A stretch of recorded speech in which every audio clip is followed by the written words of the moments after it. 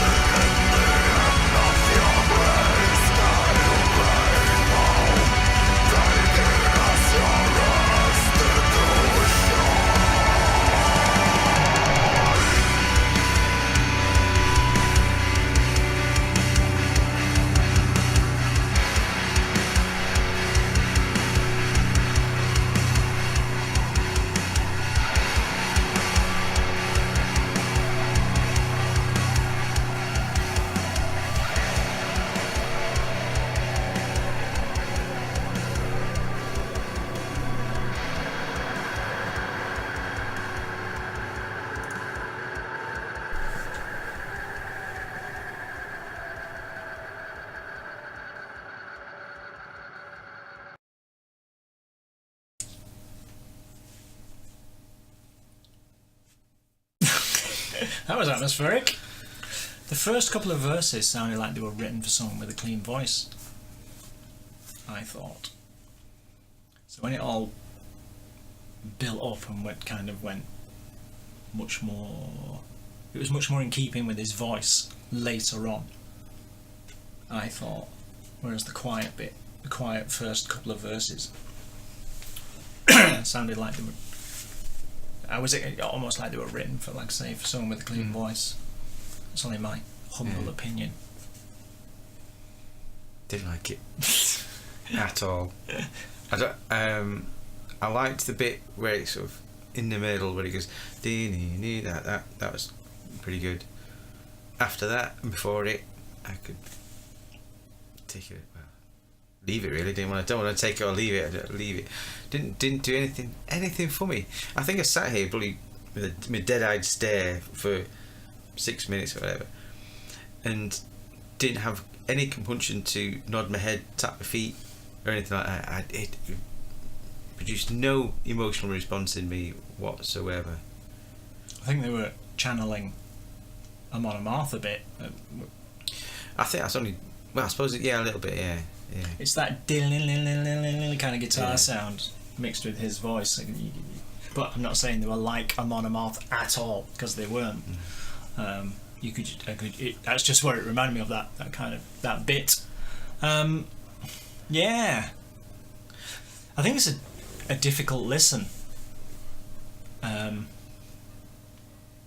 think and it is it was I found it a little bit boring, and I hate to say that, because musically it wasn't really doing anything, and there's a bit in it where it goes dun, dun, and I just thought, I hope they do another chord. I hope they don't go back to the first chord. And they went dun, back to the first chord.